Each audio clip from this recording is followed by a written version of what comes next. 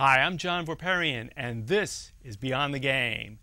Tonight, we declare the end of the hot stove season, and to chat about the upcoming baseball season, none other than Dan Schlossberg is here to talk to us about Braves Banter as well as all the other teams. So without further ado, the son of the South, Southern Jersey, Dan Schlossberg. Dan, welcome back to Beyond the Game. Thanks, John. Great to be on your show again. Yeah, I'll tell you, I couldn't believe the itinerary that you put together, the number of teams. I figured you'd just be hanging out since you are the podcaster extraordinaire of Braves Banter, that you would just be honed in on the Braves, but you covered them all over the state of Florida this season. Tell us, what's going on with your radio show first? Well, the radio show is great. It's in the second season. It's on Thursday nights at 7 o'clock, and you can listen live on blogtalkradio.com and type in Braves Banter into the search box, or you can call in at 347-945-7172. And I've been so lucky. I've had really good guests. I had John Schuerholz and Frank Wren, Pete Van Wieren, Chip Carey, Ron Gant, Brian Jordan, Mark Wohlers. The list goes on and on. Had a great roster of celebrities, ex-Braves, current Braves. And this year so far, I've had Pete Van Wieren and planning to get Freddie Gonzalez to manager on pretty soon. Wow. So we'll flash up at the end of the show for more information. We're going to post that telephone number so people can dialogue with you about Braves Banter. See, notice the difference in dialogue. Like Devil Rays and dialogue. I'm curious. We're talking about Florida baseball. You also took in some of the American League teams to examine the World Series opponents for the Braves, right? Well, yes, and some non-opponents like the Baltimore Orioles. But I did see the Yankees play, and the Yankees look terrific, as they always do. I'm sorry I didn't get down to Fort Myers because there the Red Sox have a brand new ballpark called JetBlue Stadium. And I love JetBlue anyway, so I would have liked to have seen that. But I do hope to see it at some future date. So I saw a lot of teams, and I always do. Okay, let's get the pulse of the Braves last season. Let's just give a quick wrap-up. What was your take on how they ended last season? I try not to remember how they ended. I'm grateful to the Boston Red Sox for having an even worse record than the Braves, who gave away a 10.5-game lead in the wild card from August 29th to the end of the year to the Cardinals. I mean, they lost every which way. They couldn't hit. Their bullpen suddenly caved because of overwork. Last year, the Braves played 56 one-run games. And that's why Freddie Gonzalez had to rely so heavily. He has a great bullpen, but when you have such young arms and such inexperience in O'Flaherty and Venters and Kimbrel, and you're just counting on these guys every game, it doesn't work out all the time. So hopefully they'll get a little bit more hitting this year around, and Dan Uggla will be consistent all year. Okay, I'm already seeing some of the fantasy reports, and I want to check them out because I'd rather go by Scout's honor than statistics. How does Michael Bourne look these days? He's terrific, and he's also in his contract year. He will be a free agent after the season, which hopefully means he's going to have a monster year. My advice to him as a fan, bunt. This guy never bunted once he got to the Braves. If he bunts, first of all, he doesn't have to bunt all the time, but he never bunts. And he could just use that speed and steal 80 bases or 90 bases, and that would be phenomenal. A mainstay, battery, Brian McCann. What's your assessment? He's the key guy in the team. He's got to stay healthy. Even he slumped over the last 6 weeks, batting 180 over the last 6 weeks. And here's the only man in the major leagues who's been in the last 6 All-Star games. He's the only one in the major leagues who you can say that about. He is the key to the team. He's the best catcher in the major leagues. Okay, now let's just go down on the farm a little bit. Did you get to see some of the prospects or up-and-coming players? Yes, I did. There's a kid named Perez, Jordan Perez, who came out of the Yankees AAA and has power. He's a corner outfielder, and I think he's going to make the team as an extra bat off the bench, and especially because Martin Prado is going to open at third base with Chipper Jones being out. Therefore, they're going to need some extra help in left field. Yeah, as we talk right now, this is the farewell season for Chipper. He made that announcement, and something happened the other day. Yeah, right before the announcement, ironically, he He told Freddie Gonzalez just before the press conference that he hurt his knee, and they didn't know how bad it was until he had the MRI, which revealed a torn meniscus. He's had that injury 6 times. Usually it takes him about 18 days to heal, so they hope he'll be back by the Braves' home opener, which is something like April 15th. Yeah. How about the arms for the Braves? Great pitching. The potential is a little greater than the production so far. But every other team in the major leagues tried to trade for some of the Braves' young arms. There's a kid named Julio Teheran, who was 15-3 in AAA. He hasn't shown that much yet. He was up in the majors last year a little bit. Had struggled a little bit in spring training this spring. Might go back to Richmond, or I should say, not Richmond anymore. It's their AAA affiliate, which is now Gwinnett County. But they have so many guys ahead of him. Mike Minor, a lefty, had a phenomenal spring. There's Brandon Beachy is another strong pitcher. Randall Delgado might be the 5th starter, although Chris Medlin is back, and he's a very effective starting pitcher. Plus, they have Hudson, who's going to be back at the end of April, and Jaya Jurgens, and Tommy Hanson.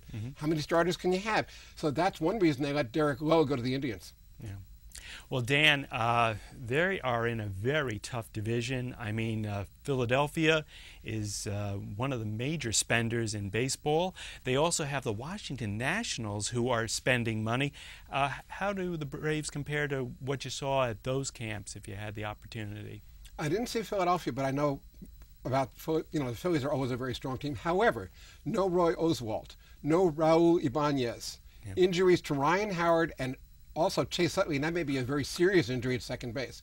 The Phillies are hurting this year, and I do not think that they're going to win this year. The team to watch, in my opinion, and I did see several times, is the Miami Marlins, because they now have Jose Reyes, the National League batting champion, to lead off and play shortstop. They added to the rotation with Mark Burley from the White Sox, and they got a great closer in Heath Bell. Those 3 guys, and also Josh Johnson being healthy again, Marlins are going to be really tough, and Ozzie Guillen is the new manager. Yeah. That is my pick for the NL, because they've got new unis, and I've noticed teams always seem to have a spike in W's when they go with a different design.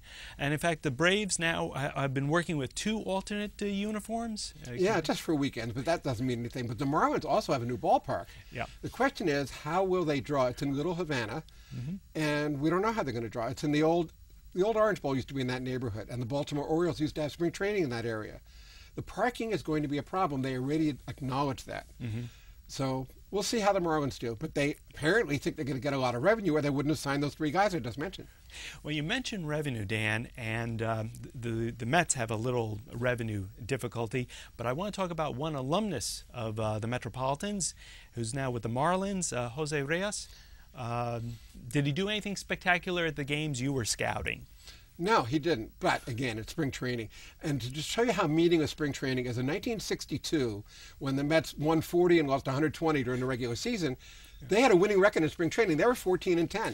So it means absolutely nothing. But my favorite spring training quote of all time came from that year when Casey Stengel was asked about a player he had. And he said, "That young man is 20 years old. In 10 years, he's got a chance to be 30. The old professor, the skipper of the Pinstripers, he always had a great wit. And in fact, while we're talking, I really don't want to focus on the Bronx Bombers, but Designated Hebrew is being reissued. Isn't that correct? We have a copy here in the studio. Can you talk a little bit about that, as well as your 300 Club I'll be glad title? to. Designated Hebrew, the Ron Bloomberg story, is now published by Skyhorse. It's still in a hardcover edition, and it sells for $20 or $19.95, approximately $20. And it was a lot of fun to work with Ron. Ron was the first DH in baseball history on April 6, 1973 at Fenway Park, and he actually walked in that at-bat in the first inning with the bases loaded. And because of that walk, being a historic at-bat, the first DH at-bat, his bat was given to the Hall of Fame, the only one in the Hall of Fame because of a walk. Yeah. And Bloomberg was great. Bloomberg lives in Roswell, Georgia, outside of Atlanta. And he still looks, he's in great shape. He comes to Yankees old-timers games all the time. And he roomed with Thurman Munson, and he knew Bobby Bonds, Barry's father. And he tells great stories. He talks about the Kekich-Peterson family trade, which happened in '73 also. And just great Yankee stories. So anybody who's a Yankee fan or a fan of Jewish baseball, because he's one of the few Jewish stars in baseball history, he was supposed to be the Jewish Mickey Mantle, but injuries precluded that. That seems to be a curse on anyone in the Yankee organization being tagged as the next Mickey Mantle. We can rattle off a number of the names, but I'm curious with Braves history. It didn't seem to affect if you were tagged the next Warren Spahn. Can you talk a little bit about Maddox, Schmaltz, and Tom Glavine, who was tagged the next Warren Spahn, and his father, Fred, was a big fan of Warren Spahn when he pitched for the Boston Braves, because Glavine is from Billerica, Massachusetts. The interesting thing about these guys, Maddox and Glavine both come up eligible for the Baseball Hall of Fame in 2014, the year after next, and Smoltz the following year, 2015. Now, it's probable that all of them will go in. I don't know about Smoltz being a first ballot, although his record is similar to Dennis Eckersley as a starter and closer. But Maddox and Glavine are both 300-game winners, and that brings up my other book, The 300 Club, Have We Seen the Last of Baseball's 300-game winners? And they should both be first ballot. Everybody with 300 wins who is eligible is in the Hall of Fame. Now, what this means for Roger Clemens, who is going to become eligible next year, we'll see, because of the allegations of steroid abuse. But everybody eligible is in the Baseball Hall of Fame. And also, I've got to mention this, John, on the topic of 300 wins, two guys are in spring training right now who apparently have their eye on 300. One is Jamie Moyer, who is in trial with the Colorado Rockies, hoping to hook on soft-tossing left-hander with 267 wins. He needs 33, but he's going to be 50 in November. I mean, how long can this guy last? And the other one, obviously, is Andy Pettitte, who came back with the Yankees. He's much younger. He's 40. He's a lefty also, but he only has 240 wins, and it's going to be tough for Andy Pettitte. But Moyer, 33 wins, at his age, I don't know. That is going to be a tough thing to do. Has he developed a different pitch? I mean, it seems like knuckleballer can last forever. Well, he's not really a knuckleballer, but he's just a soft tosser. His deal is finesse, finesse, finesse. Good control. He has 8 kids to support. That could be a factor, too. But pitching in Colorado, I mean, he couldn't have picked a worse team as far as an offense-oriented ballpark, even with the humidor. So we'll see what happens. Well, we'll see what happens, and actually we're going to jump 2 seasons ahead. You got to go to Astros spring training, and I'm curious, they're going to make the switch from the National League over to the American League. Can you talk a little bit about that and your thoughts? Has that come up at all in Braves Banter? It didn't come up yet because I haven't invited Milo Hamilton yet to be my guest. He was my guest last year. Milo will come on the show at some point because he was the Braves' first announcer in Atlanta, and he was there 10 years and called Hank Aaron's record-breaking home run in 1974. There was a lot of talk about the Astros switching leagues, which was one of the conditions for the ownership to be approved, the new ownership of Jim Crane, who bought it from Drayton McLean. And the theory was that because the commissioner of baseball is from Milwaukee, he did not want to ask the Milwaukee Brewers, his former team that he owned, to go back to the American League where they were originally, when they were the Seattle Pilots, and they stayed in the American League as the Milwaukee Brewers and then switched leagues. Didn't want to ask them to go back to the American League, so therefore he thought it might be better if the Astros would do it. And the idea of 2 15-team leagues is to have one interleague game every day. And, of course, this changed the playoffs, too, as you know. Well, the other thing, and in talking with an author like you, Dan, who's gotten over 40 baseball titles alone, I'm already thinking of segueing back to designated Hebrew, the DH. Doesn't that fact make a big difference when a team is playing in the AL versus the National League because they got a higher payroll to deal with?